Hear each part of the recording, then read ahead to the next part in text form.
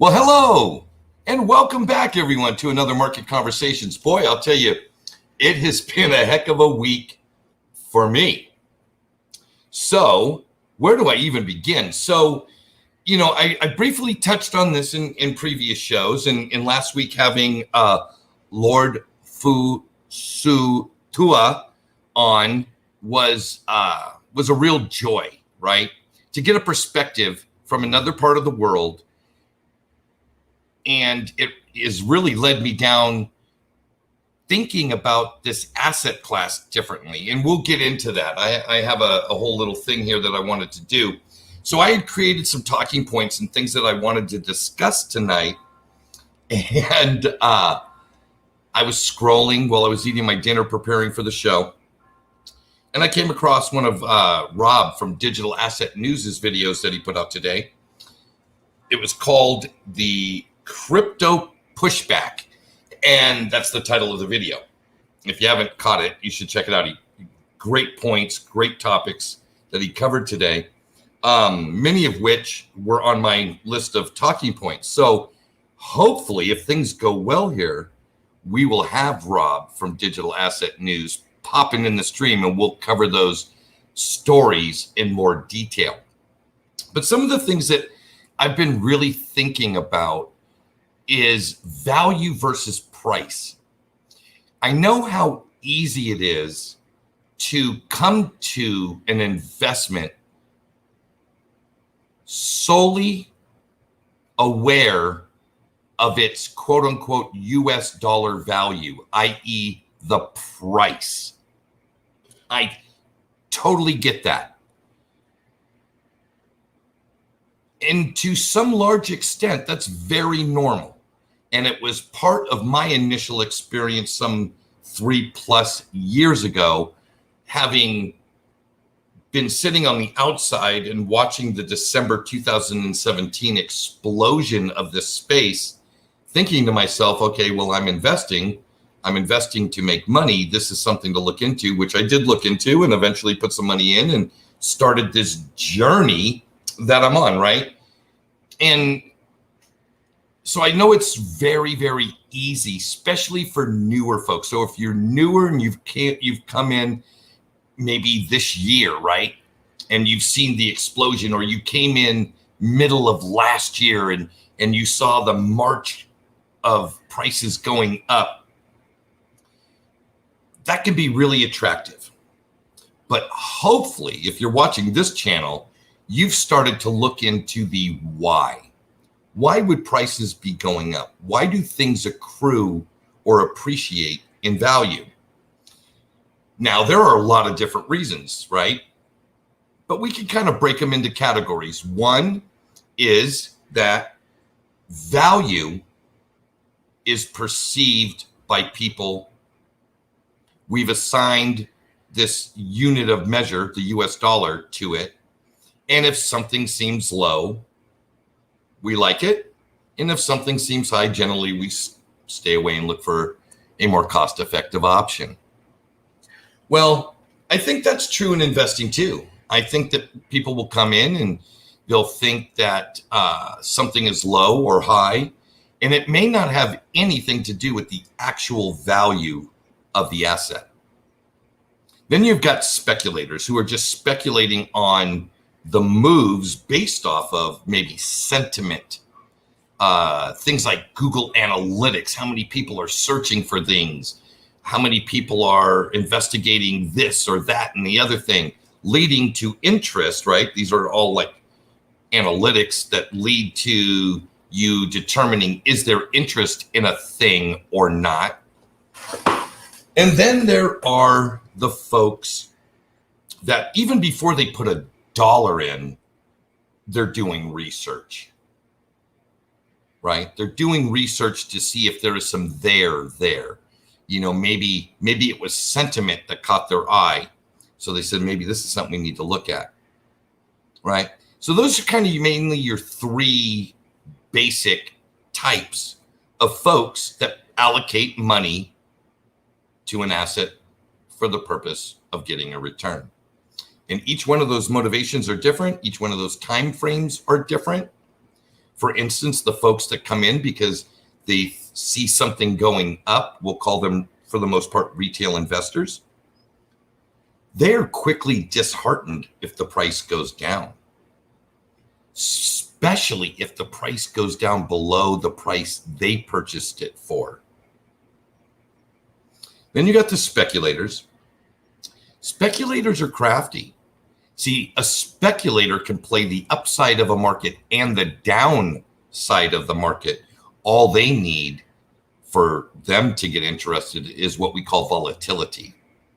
A lot of movement. A lot of movement in the market will draw speculators. Speculators use tools that can vastly affect a market, right? Speculators will use leverage, both on the upside and the downside of a market, to get maximum return for the bet that they're placing. It can also be maximum damage, but that's the risk you take when you speculate. And then the long-term holders, long-term investors who are doing all their due diligence and research before they even put a dollar into the asset. When they do put their money in, they're putting their money in good. And it's the actual price on that day is almost irrelevant. There are some long-term investors that'll set entry points. They'll place their orders, and when the asset hits that price, their orders will get filled.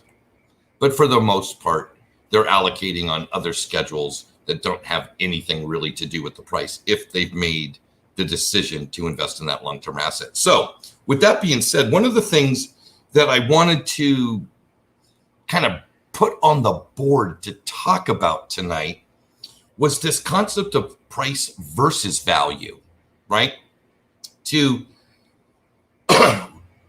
If you're in this space, whether you're invested with your dollars or not, if you're one of the people that are checking this space out before you invest, or you've already invested and now you're playing catch up on the research, it's all good. I want to bring some perspective to this, maybe another way to look at this. And that is the value of this asset class. What does this asset class represent and what does it bring, right? For the most part, all of these quote unquote decentralized ledger technologies, these blockchain projects, they bring code as governance, not corporate bylaws, not laws of the land, so to speak. So they're not influenced by politicians. They're not influenced by corporate CEOs. They're not influenced by focus groups. They conduct the business as to the code. And until the code changes, that's the way it is. Code is law. And there's something really attractive about that. There's something very attractive about if something is working now, regardless of the political winds, financial winds, etc., this is the way it's going to be. You can kind of trust that. Hence this issue, right? One of the reasons I came to crypto, and please sound off in the comments if one of the elements that brought you here was exactly that. It seems like we are constantly at the mercy of our policymakers, right? Our economy, this whole interchange of value, everything that I spend is somebody else's income, and all the income they make, when they spend it, they're creating an income for somebody else. And this virtuous interchange of value between people for goods and services, although extremely wonderful at its core, is getting distorted more and more every day. I'm going to date myself here. I'm 55 years old, and I so distinctly remember as a child being taught that if you don't have the money for something, you cannot have it. You will need to go make that money. Well, what we are in is in this kind of world of two classes and almost two economies, right? There's the economy that you and I live in, where I have to earn currency units and then deploy them for my needs and then my wants. But we have governments, and I mean governments as in plural, as in almost all of them, they're not burdened by the same constraints that you and I are. Sure, the 80s brought a whole revolution of credit and the ability to pull your future prosperity forward to today for a cost. Right? If you have this number on your Experian, you can get X amount of dollars at this rate today, even though you don't have it. We just ask that you promise to repay it. That's created this whole culture of debt burden. Well, when I look back in being, having done this channel and doing the things that I do, obviously I'm studying the economy and I'm looking at things beyond just crypto. When I look back at like the 2008, 2009 financial crisis, one of the absolute bedrock cause and effect elements of that, what they call the great financial crisis, was counterparty risk. Counterparty risk. And one of the incredible things that these blockchains bring are monetary networks with no counterparty risk. These digital assets are actually unto themselves bearer instruments. If you have the keys, you're the owner. That kind of levels a lot of that playing field and takes away some of the absolute horrific downsides to the behaviors that many of us have got ourselves into, right? Those of us that have accumulated debt through our adult life or spent most of our adult life in debt, right? One of the things you learn as you become an investor, if you're paying interest, you're the product. If you're earning interest, you're getting wealthy. And that's the name of the game, earn interest. But in crypto, there's no way to earn interest without taking some counterparty risk for many of the assets. Now, some of the assets have much less risk associated with them, but to some degree, there is some bit of risk involved in every one of the mechanisms, right? Whether we're talking about Celcius or Nexo or Abra or BlockFi or Voyager app, there's a counterparty risk with that company holding your assets. They go belly up and you can't get your assets, you're ass out. That's a risk you take for the reward or the yield that you gain. Then to some lesser degree, well, actually a much lesser degree, we have these wallets for a butt ton of these proof of stake protocols that allow you to deposit your assets in your wallet that you own the private keys to.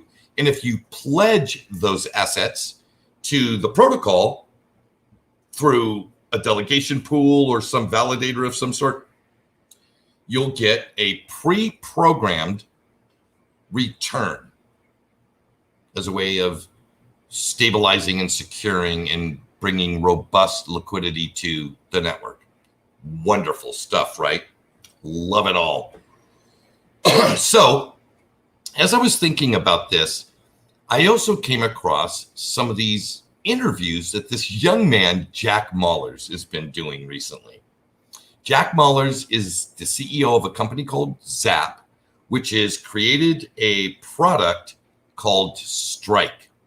And one of the things I find really interesting about this Strike network and the Strike app is that, and I don't know all the mechanics around how the company will make money from it, but this guy is literally saying for basically the cost of doing business, we're going to make lightning fast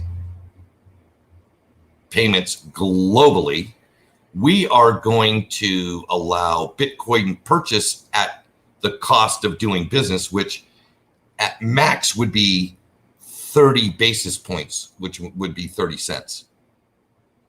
Or 30 basis points would be 0.30% of the transaction for cost of acquisition. So to me, it represents a few incredible elements that really got me interested in this entire space when I first got here.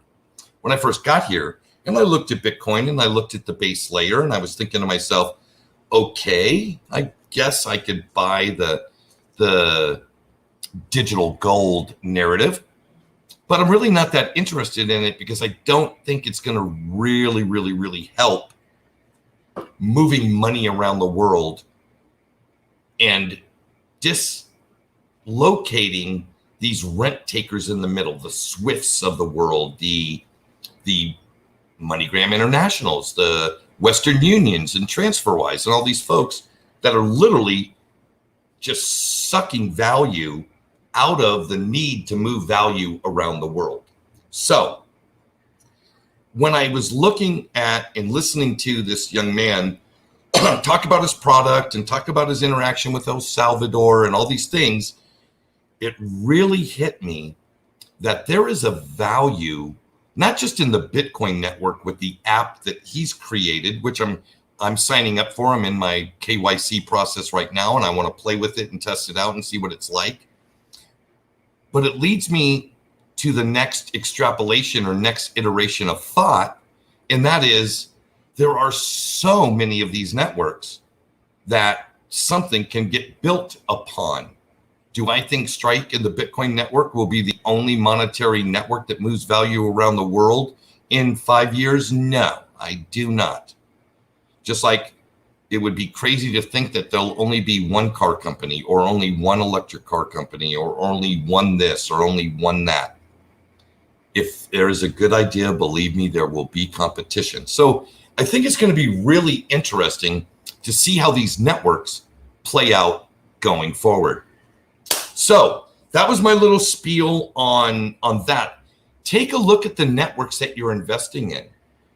You can see them for what they're written for on the white paper, but keep in mind, innovation and iteration, where these things might be doing what they do, could be completely different than what was the stated purpose of it in the beginning, i.e., case in point, Bitcoin as a peer-to-peer payments network. Well, Bitcoin is not a good peer-to-peer payments network, but a layer 2 application on top of it is making that possible. So what's possible for your favorite projects? We'll continue this conversation as we go forward. I want to say hello real quick to the folks that are chiming in the stream. JDO, nice to have you. Vincent, Chris, nice to have you. Belinda, nice to see you. Kathleen, Scorpion, Edward, Bill, Lori, P. Kelly. Wow. DC Precise, Dean K, Apex Crypto. Nice to have all of you. And I see there's a lot more watching than are chiming in on the chat. And it's always nice to see my buddy Dash is in the house. Emphasize actual real world utility and past world use when I'm investing. Well, good for you, brother. Hey, got the biggest treat in the world. This is what's coming up for this channel this week and next week. Tonight, I'm about to bring in Rob from Digital Asset News. Next week, Jungle Inc. and Nick Black are going to be sharing the studio with me. The 3 YouTubers that I watch everything they do. Tonight and next week. It is like Christmas early for Jerry. Let me welcome in Rob. Rob, great to see you, man. What's happening, Jerry? Did you catch some of my price versus value spiel? I missed it. I got in when you were talking about El Salvador and layer 2 solutions and how it's going to work and how you think that you can't just have one company like Strike doing everything globally. There has to be more. That's what I caught. Well, you caught some good stuff, and there's a lot to that. You know, with The beauty of these open source networks allow innovation to come from anywhere. Yeah. Right. Anybody that's willing to put in the work, right? Do the work, do the coding, build a community, expand the community, create value. You don't need permission or an invitation from anybody. And who knows what will get built on your favorite project in the next 5 years? I don't know. I don't know. But it's sure fun to think about it. It's fun to think. I just don't know where it's all going to go. Where's it all going to lead up to? It just seems so, I don't know. Remember back in the day when the internet came out and we just thought it would be like a big Dewey Decimal System. And then it just became a big hodgepodge of advertising and sleaze. And then it actually what actually morphed into something that we actually use every day. No one really thought it was going to, do all these things, and no one could really fathom it. I think it's the same way here. We're at the first part. We have no idea what's going to happen. So I will tell you this, my first real engagement was with the internet. I had this monitor. I got this 17-inch monitor. It was a monster. And it must have weighed 75 pounds. I mean, this thing was a beast. And I had a dial-up connection.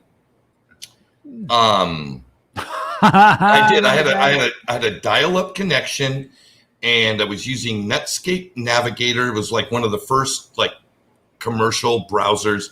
And my first real interaction was on Yahoo, going to Yahoo Games and playing four-handed pinochle in their Yahoo Games lobby thing. And I remember I thought the internet was the greatest thing in the world. I could play pinochle and backgammon and chess with people all over the world. I just thought it was the greatest thing since sliced bread. But then I never really put much to it beyond that. Yeah. You know what I mean? But then Amazon came around. And now here we are. Now we're coming, kind of later in the 90s. And I thought, okay, bookstore, are even people going to trust putting their credit card on this thing? No. I don't know. I was kind of leery about that, but eventually they did. Yeah. And eventually it defied all the logic in the legacy business world, right? A company that isn't profitable keeps going up in value and then crashing and then rebuilding and going up in value. Yeah. But never producing a profit. Yeah. It was one of these weird deals. And here we are now, you and I have that hindsight. And for those of us that are listening in the stream, we have the hindsight of looking back and going, this is some of the very first companies in the world built on a purely open source network, the open source network being the internet, and developing a network effects based company that was global because they were built on this permissionless open source platform. And you know what? This is the crazy thing. Back then, I remember thinking to myself, and I remember seeing these ads and these different things shaping where people were making money on the internet and internet companies were becoming profitable.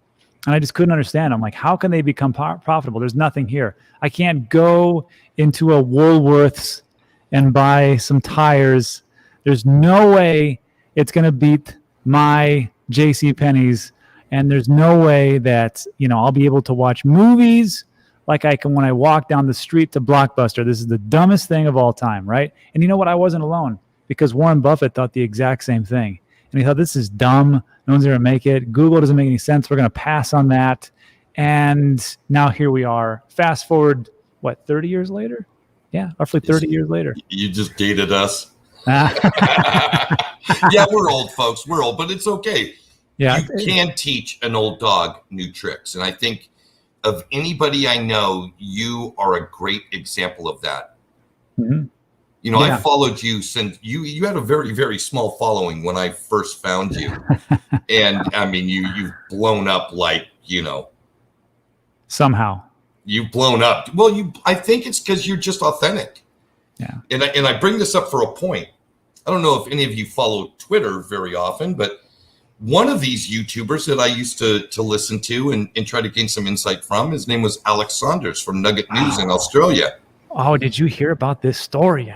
And that's the story I was going to talk about. And why I want to talk about it is, like, you are the polar opposite of this guy, right? You know, you claim yourself as Mr. Shill, and you do promote things that you're involved in. Yeah. But I've never heard one story and never had one personal interaction with you where you're asking me to borrow money from me. I know. It's crazy, right? Like, I heard this story on I think it's a show called Crypto Tips, I think it is. It's a husband and wife.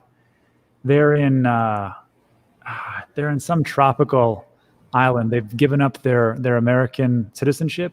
They're living, you know, on the lam, crypto style. And they talked about it was Alex Saunders. Is that how you say it? Saunders or Saunders? Yeah. Saunders. And I've listened to him. The first time I saw him, I think it was with Raoul Pal, and they were sitting down and they were explaining Ethereum, and he did it so well. I'm like, that's a smart guy. And then I thought it was admirable, first of all, that his channel, that he never monetized it. I'm like, oh, that's pretty cool. Good for you. But then I'm like, oh, it's because he's got this website and he charges X amount. So whatever. Good for him, right? Capitalism is alive and well.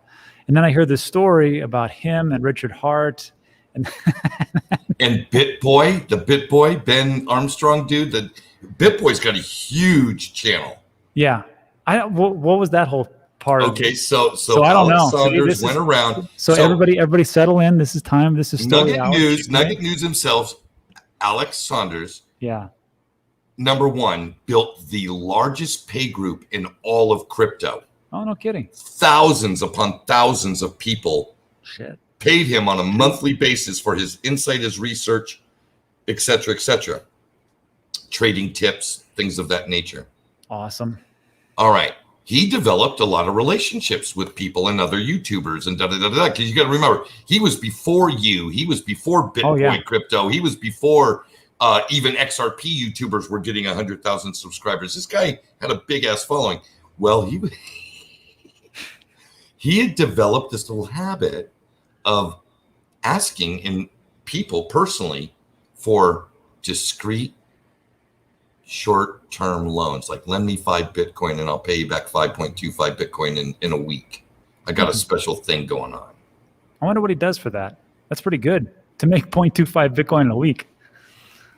Well, guess what? These people aren't getting their money back. They're not getting their Bitcoin back. What? So it's a one-way. Yes, they've sent him Bitcoin and Ethereum.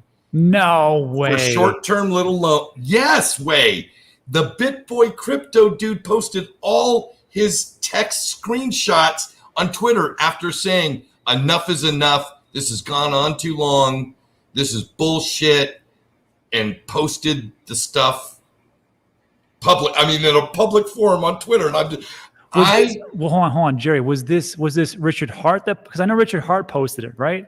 Well, Richard Hart posted shit too. Okay, so it was both of them. Holy smokes. Oh, and other people, and people from his paid group. Jeez. It was like it was at Me Too. It was a whole Me Too movement. I missed this whole thing. I am so out of it. I'm not cool. No one talks to me. Rob. So anyway, awful. The whole Nugget News Alex Saunders controversy. I'm not that much into gossip, although sometimes it's okay. Oh, I love it. I brought up because there are a few really good people in this space. Yeah. You're one of these people. I know that you've monetized your channel. I know you get X from affiliate links just like I do. Yeah.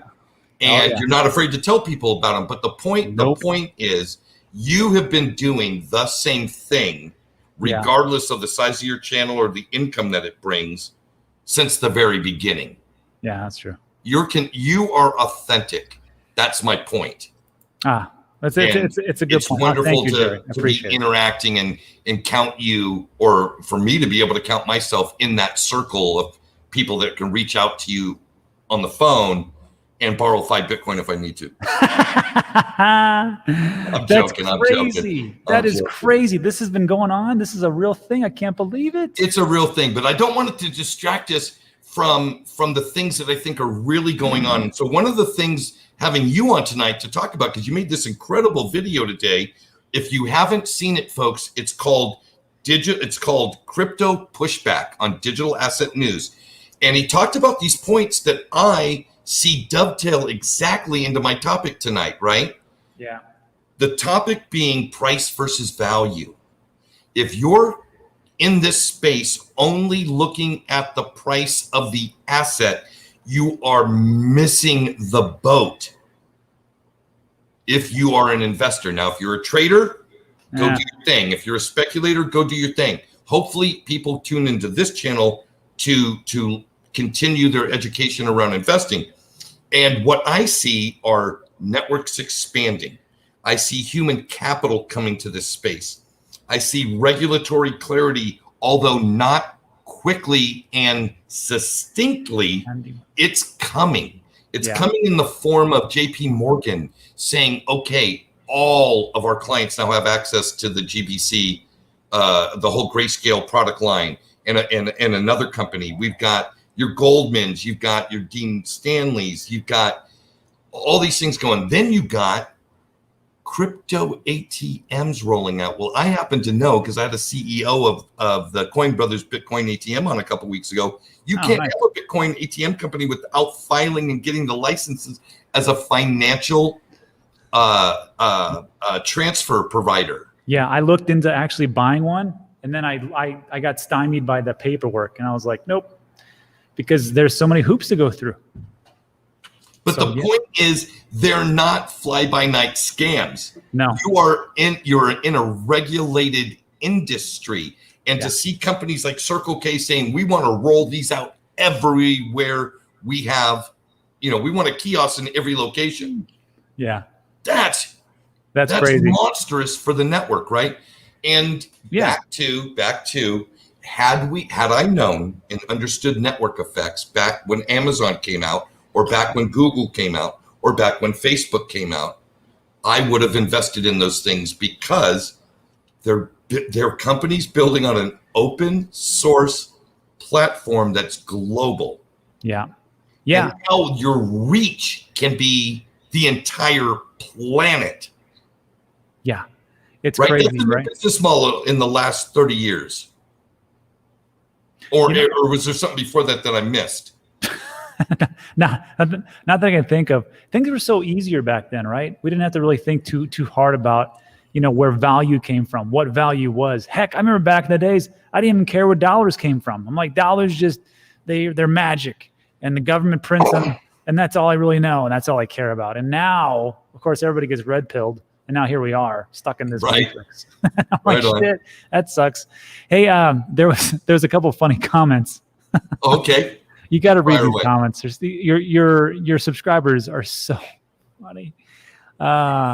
Scorpion says, looking forward to this gossip. Lori says, Scorp or Scoop. I like that. And then this people have no shame. This was funny. George Crozer says, BitBoy is the Billy Mays of crypto. Where is his OxyClean coin? That's great. There is no doubt about that. Now, I don't watch BitBoy's channel because but obviously he's building a brand. He's doing a thing, whatever. Hopefully, there are a lot of XRP guys that I watched religiously in my early days, and I just don't anymore because I'm not getting real value. Yeah, in my opinion. That doesn't mean they're not doing great for the people that love them. So exactly. Like Jungle's going to be on next week. I like Jungle. Jungle's always got a good take. The revolution will be televised. Are you aware of Nick Black? I've heard of him. I think I've seen. Great guy. I just adore Nick. I met Nick when I was collaborating with another YouTube channel when I was just producing content for them, and he does a periodic live stream, sometimes weekdays in the morning. Bright guy. Brings a macro perspective. So he's educated in economics, comes from gold, One of those guys. One of those guys. One of those guys. Well, No, he's for instance, like a segment of his show for 25 shows in a row would be on one of the 25 cognizant biases.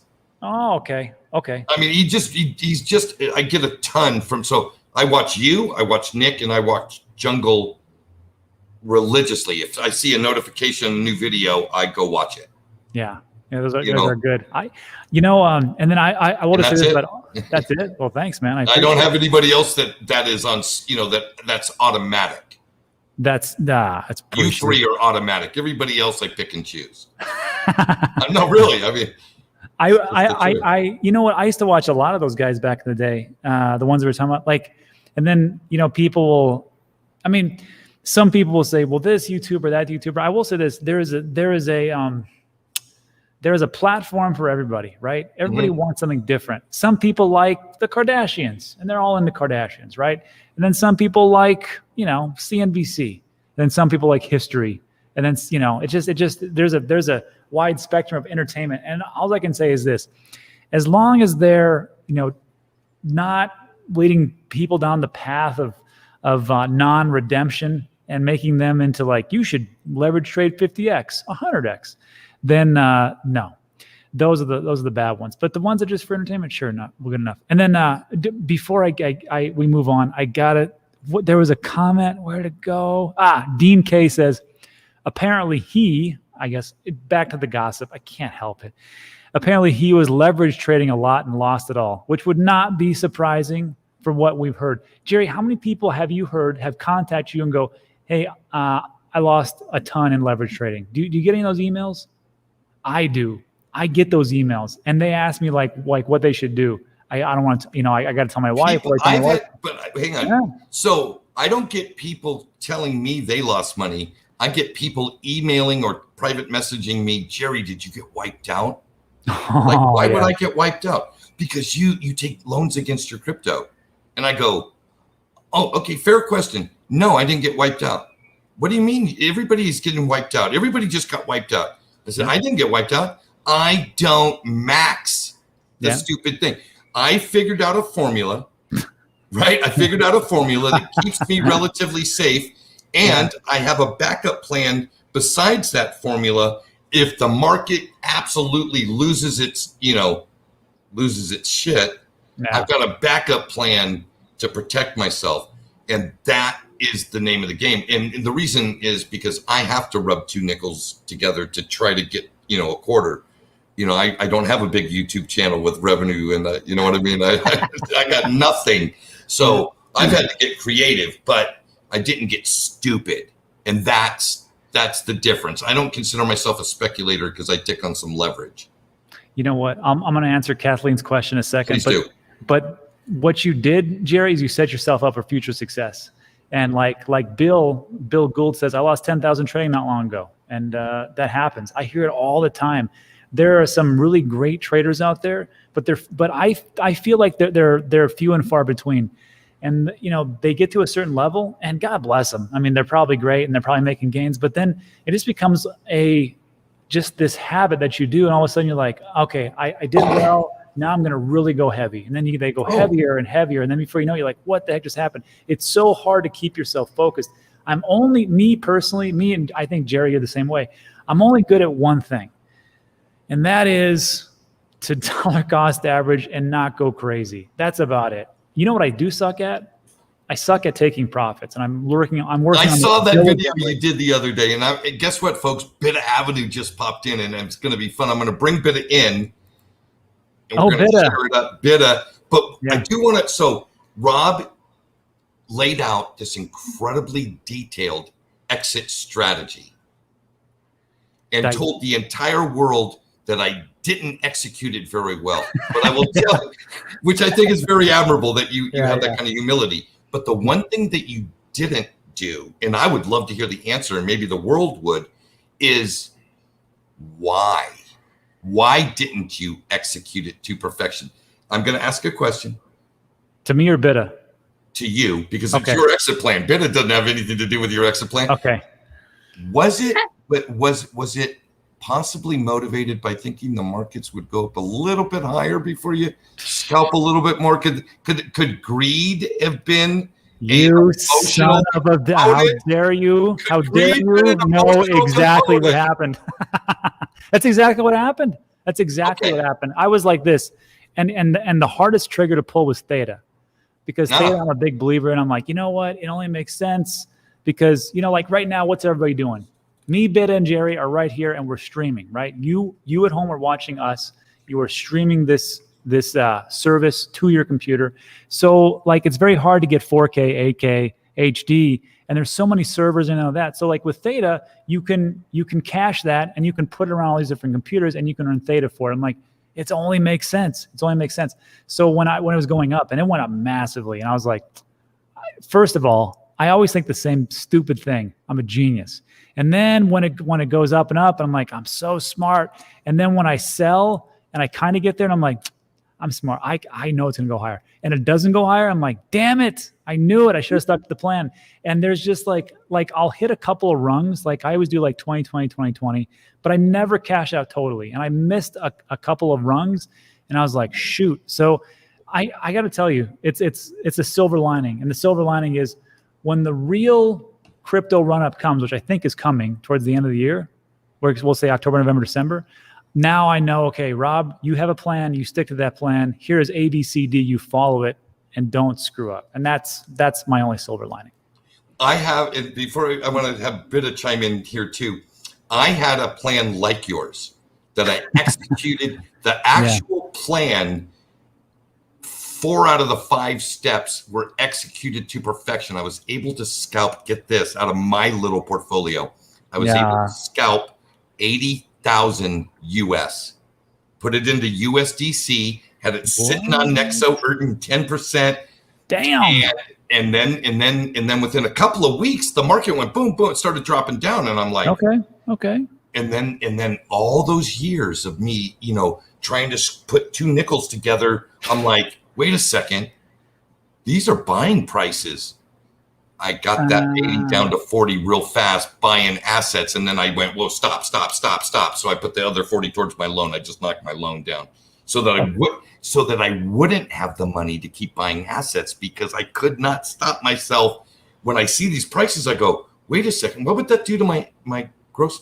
Oh, wait a second, my quantity, I would earn X yield, And it was too attractive. I had to literally constrain myself by making sure I don't have any money. Okay, so this is what I did. This is what Jerry did. Bitta, what did you do when the market went like this and then went wow? What happened? What did you do? Nothing. That's not a bad plan, actually. That is a good long-term investor right there. I did nothing. Well, the reason I did nothing is because I got locked out of all my accounts because somebody hacked my stuff. No way. No, I didn't know. No kidding. So what happened? Oh, you didn't hear? Oh yeah, she got throttled. Okay, so here we go. Some more stuff. Some of my Cardano is safe. I was not gonna touch my Cardano or move my Cardano. Okay. My XLM and XRP are safe and away from me, so they couldn't get to those. A lot of the ones that were in a cold wallet and they just couldn't get to that. I never had a plan to move them anyways, regardless of where the market had went. So those are safe and happy. However, my Coinbase and my Bitrue, however, they hacked our phone company. Got all our personal, T-Mobile, like Sprint got switched to T-Mobile. So during that moment, they had hacked Sprint/T-Mobile, got a lot of our personal information from them, went to the store, shut our phones, took our number elsewhere, and hacked into all our accounts. So this was like the ultimate SIM swap. They SIM swapped everybody. But so here's the thing, but you're not responsible for that because that was an issue with the phone company. Is there any kind of reimbursement or anything like a retribution type of thing in this situation? Because that's crazy. I've never heard of that. We're working on it. Yeah, because I actually got my My Coinbase, I am still not able to get into to know what's going on. Like I literally have not been able to get into it. I've went back and forth with them for so long, sent so many emails, so many cases. I actually need help trying to get my account back. But I don't think anything has been touched or moved because I checked good. my Bitrue, like the tax bit, and there's no activity. So I'm sure that nothing has happened because as soon as I seen it, I was taking screenshots of what they were doing because I was locked out. I just couldn't do anything. Good thing I was taking screenshots of stuff they were doing. Yeah. Wow. So so let's say like for everybody else watching at home, how do we prevent that? Because like I've heard of SIM swapping and we know like, okay, well, if they do a SIM swap, you know, if you have a Google 2FA, hopefully, you know, well, first of all, it's on your phone. So you did have it. And so they hacked that. They hacked it?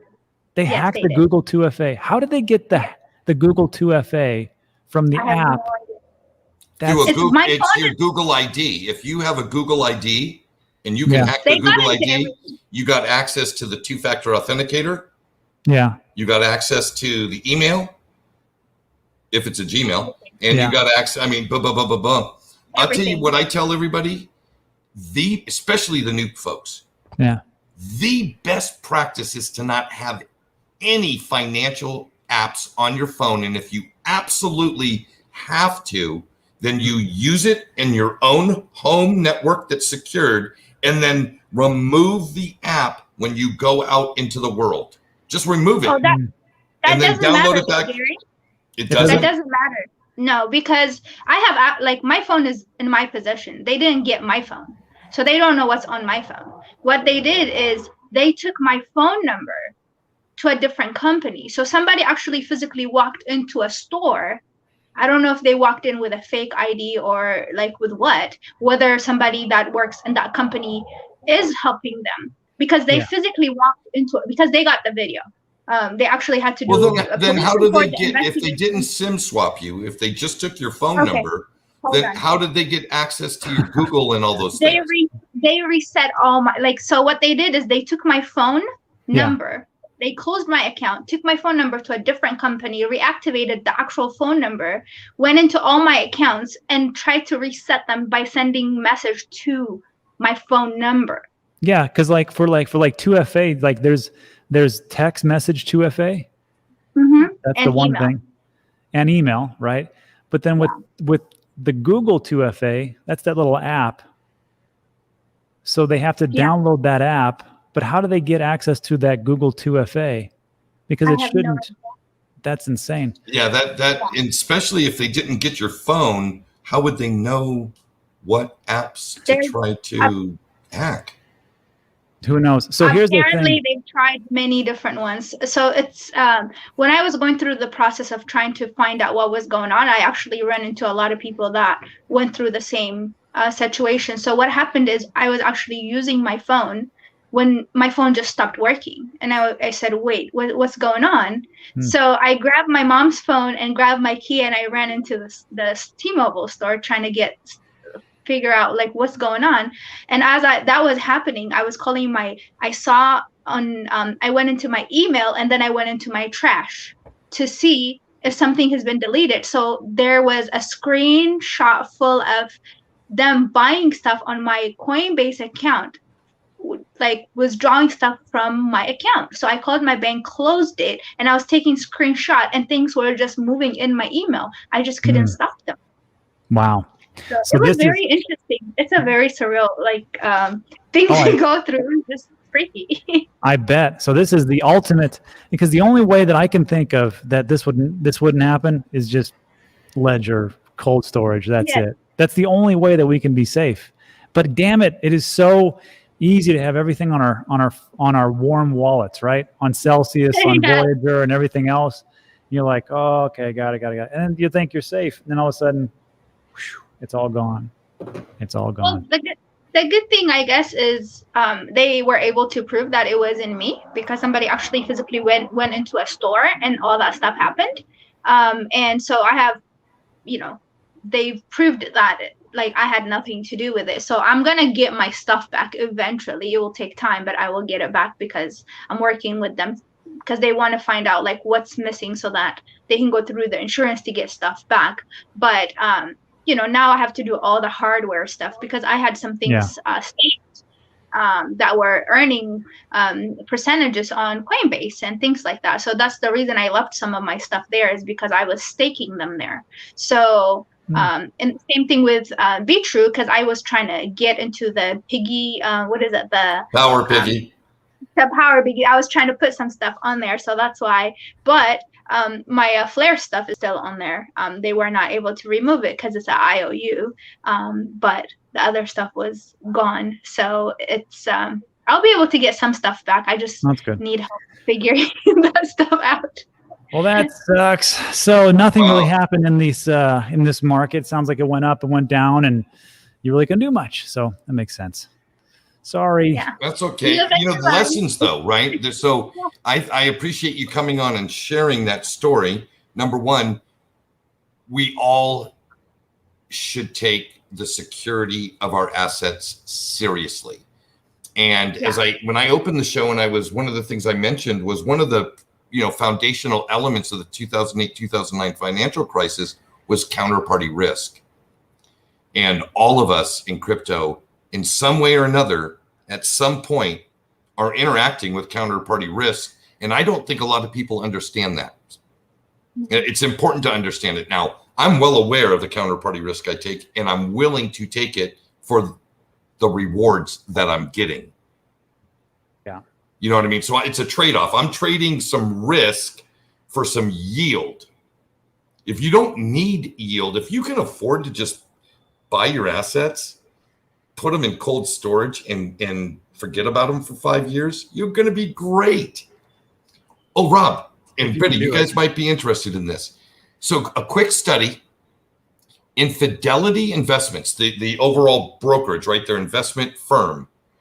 Did you know that the top performing accounts in Fidelity are all of the inactive accounts, the accounts that haven't had any activity over the last 15 years? Really? Wow. The people that have bought and hold have had the best performance of anybody in Fidelity, of any account. It's their dormant and deceased account registry.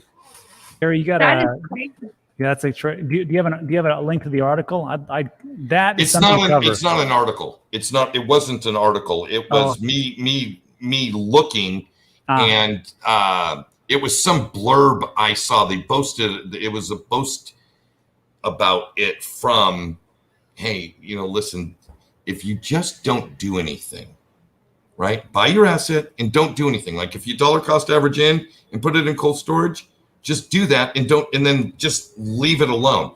It's when you start thinking is, you know what I mean? If you've truly picked the assets, like you picked 3 assets, right? Or maybe 4 assets. Yeah. In this market, I think you could probably not go wrong with Bitcoin, Cardano, Ethereum, and Polkadot, and just put them away. Never touch them. Just let them do their thing, come back in 10 years and go, wow. But I can't do that. I'm not capable of not interacting. Yeah. Well, I'm not. That's what I did. Like my Cardano, XLM, and XRP, I literally put it where it needs to go and just don't even have access to it. Even if I want to, I just gone away. That's it. So it's going to be there for quite a while, for years, maybe for my kid.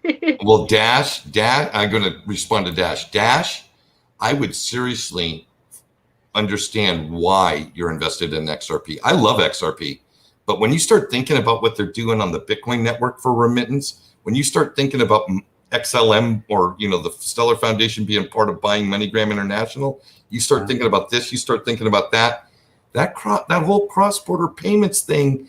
XRP isn't so much got a stranglehold anymore. Matter of fact, they don't have a stranglehold, and the competition is going to eat their lunch because the competition is driving the cost to 0. Well, how does Ripple make money if there's no exchange, if there's no value created for the company? So just think about that. Yeah, it's something. It's a tough one. I'm still own XRP, but it's not the primary holding anymore for that reason. So, Bitter, what do you got any questions for Rob? You always bring great investor questions. Well, today's conversation, you guys didn't really have too much of a subject other than the value that Jerry was talking about. So I don't have too many things going on now. So, has there been something you've always wanted to ask Rob, but just were too shy? No, I'm never shy. Okay, all right. So, Rob, you did your video today. You covered some great topics. We've covered all of them, less one, and I've saved this for last. An incredible American hero stood up against the IRS and said, "I'm suing you, sons of bees, because you are not following precedent set over the last 100 years." Care to elaborate on your takeaway from that article about Joshua suing the IRS? Yeah, this is where was this one? So this one, Joshua Jarrett, the new hero that everybody wants to hear about. So this guy, he did exactly what I think we all want to do, and this is all for U.S. residents. I don't know where everybody's residing from, but so in America, we tax crypto as property, not as a currency. Well, that'd be great because then there would be no taxes. There's not as a security, not yet. I mean, for most of them, and not as a commodity. So it's all about property. And what America does, for whatever reason, is that they say if you get an airdrop, we're going to tax you on the value of that airdrop as soon as it hits your wallet, not when you sell it, but as soon as it gets to your wallet. And this guy Jarrett, he filed this suit against the IRS. And he says, this is in direct contradiction of over 100 years of tax law. And he said, and I'll read it. It says, like any property, crypto tokens can be income when they're received as payments or compensation. But these newly created tokens are like crops harvested by a farmer, which are not taxed until they are sold. And this goes back to Janet Yellen when she came out and said, you know what? We're going to tax you on unrealized tax gains. So I gave the example of the house that you're living in right now. They could say, this is an unrealized tax gain. You haven't sold it yet, but you bought it at 120. Now it's worth 150. Give us $30,000. And that's essentially what she was talking about. So that is essentially what's going on with these airdrops. So all of the XRP members out there that have Flare coming in, as soon as those hit your wallet, you're going to be taxed on those.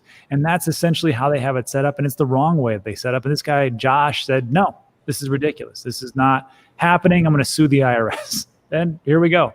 So that was the majority of the article. The other half, Jerry, of the article that I didn't get to was it was experts weighing in about, they said they were saying that, well, this could happen or that could happen, but it was so damn boring what it was talking about. I just totally bypassed it. So that is the whole article right there. The experts were all a bunch of lawyers, and just so you know, law is open to interpretation. So we'll see how it all works out. Same thing with XRP and SEC. I can't recall the exact video, but it was from a video. I believe it was from Real Vision, because I get a lot of that content I consume. There was a gentleman who said he was in conversation with an IRS supervisor, somebody that is a policy enforcer, not necessarily a agent on the ground, saying that they're really complexed by this issue of the airdrops because it is, and he used a quote very similar to the corn farmer not being taxed on his harvest until he sells it. Yeah, it makes no sense, right? Like, it doesn't make any sense. So it'll be really interesting. In our country, we have incredibly powerful law enforcement entities. The IRS is a law enforcement entity. They don't create law. The SEC is a law enforcement agency. They do not create securities law. They just enforce it. Same with the commodities, right? We need Congress to get educated and get on the ball. And I don't know what the distortion between our politicians today and the politicians we had back at the internet days, because the internet days went like shit through a goose. They got the regulatory sandboxes out. I remember Clinton and all those guys, they just boom. And then all of a sudden the internet and America's building companies, and we were just, there was none of this 3, 4, 5, 6, 7, 8 year delay while the rest of the world innovated and we sat on our hands. But that's what's happening with our politicians today. Well, yeah, because what they did in the very beginning, they said we're going to be essentially hands off. We're going to do a little bit of regulation, set the framework, and then we're going to wind the watch and let it go. And that's what happened. And it worked out pretty well for the long time. But now we have, Congress just sitting around going, we're not going to give you any clarity. We're just going to sit on it. And it wasn't even on the agenda for 2021, even though Gensler came out and said, we need to make this a priority. And Congress was like, no, not this year. Maybe next year. Take some bench. We'll get to you in a second. Yet it's at the core of the economic base. Yeah. How do you generate taxes? You generate tax revenue through M2 money supply velocity, money moving. My expenditure is somebody else's income. I suppose. Oh, okay. I suppose. Let's just throw out all the rules of economics. We're in a new world now. Let's just print money and hope everybody's happy, right? Modern monetary theory, MMT, it's helicopter money, Jerry. Jesus. Didn't know what I'm talking about. Helicopter money.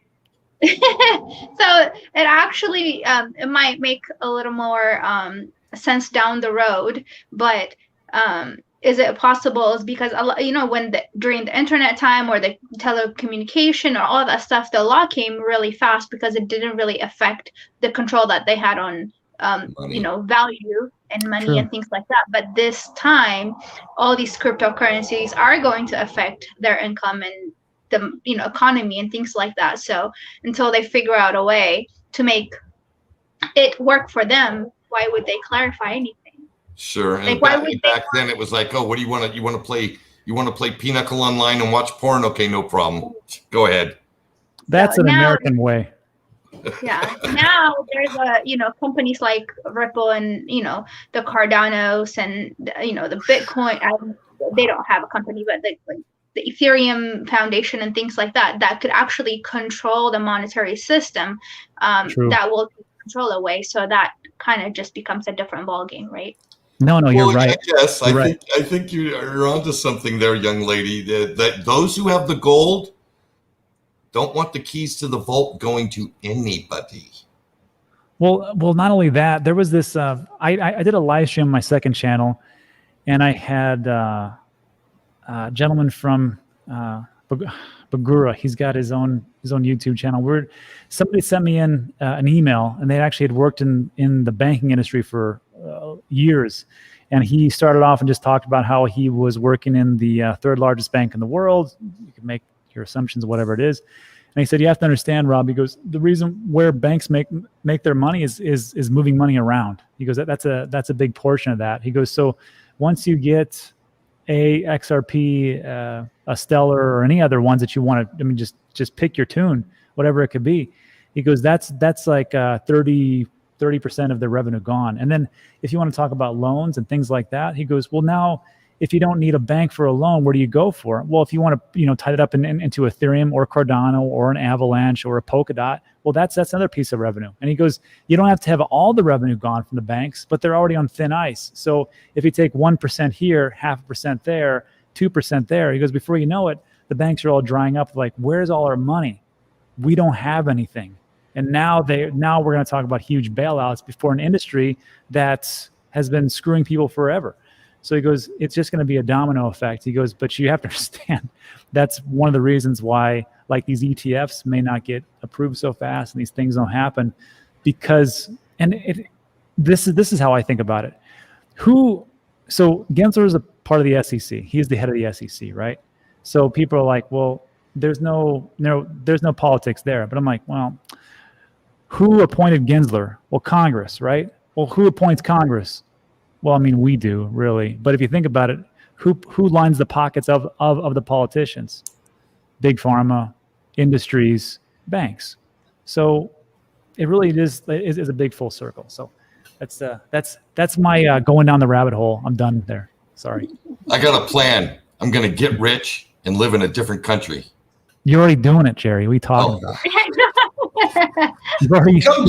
Come join me. Come join me. You've already it's Costa Rica. Well, you got a place in Puerto Rico. I did.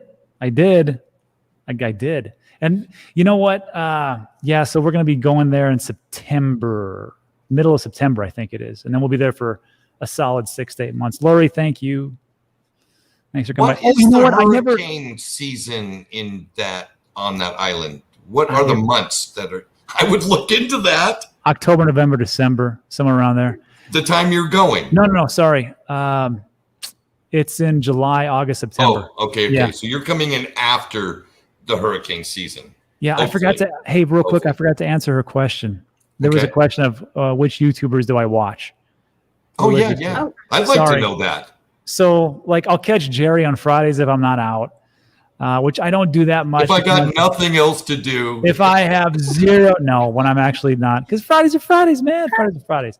And then, so I watch a lot of Guy from Coin Bureau because his show it's so well put together and he does so much research. So I got to watch him. I watch Alex Mascioli and his crew over there because they've been in that traditional space. So I like watching them.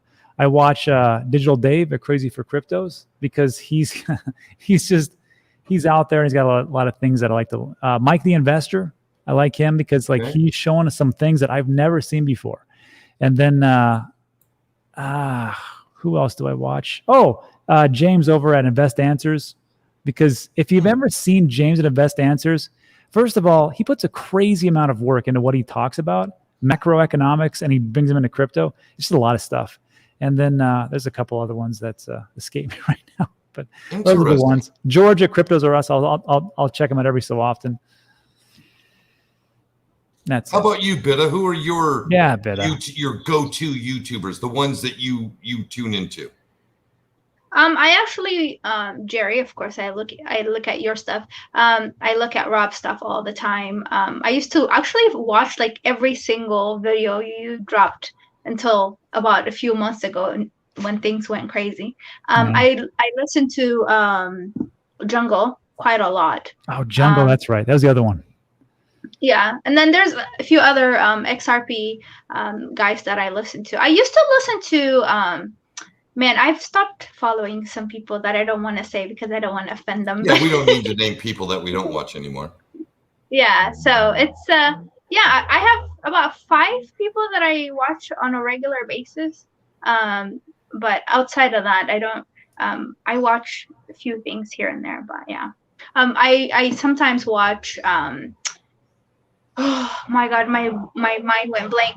The guys that you not on the chain, but the group with Raul, I forgot. Real Vision.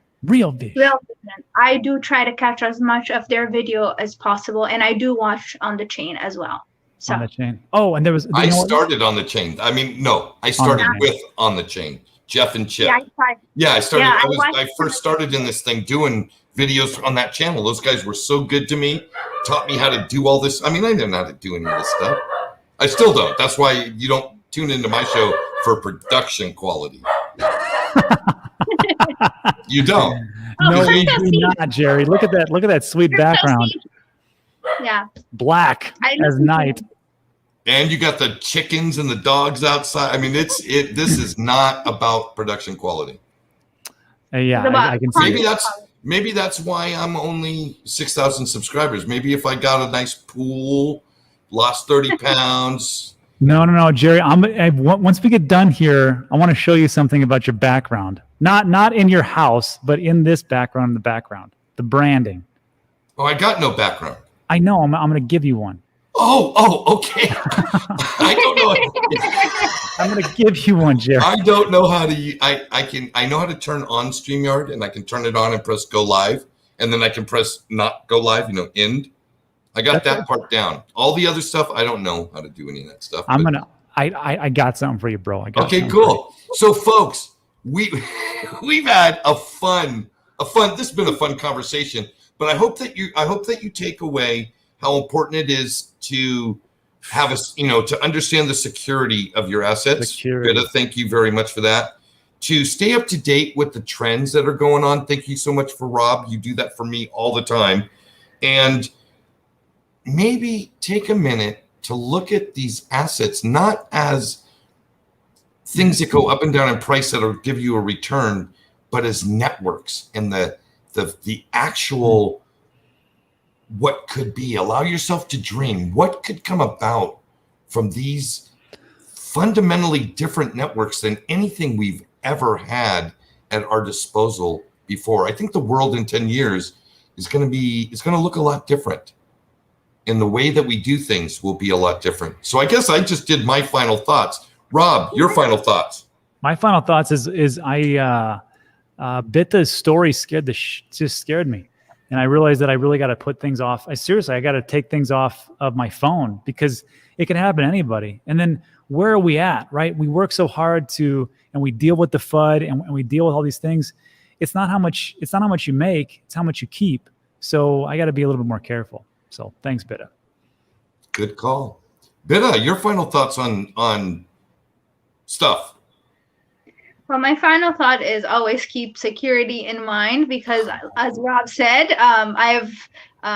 even though I'm going to get my stuff back, it's too much hassle to have to go through all this. And also keep in mind, some of the platforms have very, very poor customer service. So when you get into a situation, you cannot actually reach them to stop it. Like you literally cannot even reach them. So it makes you rethink some of the platforms you use because of these security issues, because there should be something that can be done with someone where you have an actual contact right away to stop things from happening, because I feel like their lack of infrastructure is the reason we get hacked sometimes. When we could stop it, we can't even reach someone to stop it. So there we go.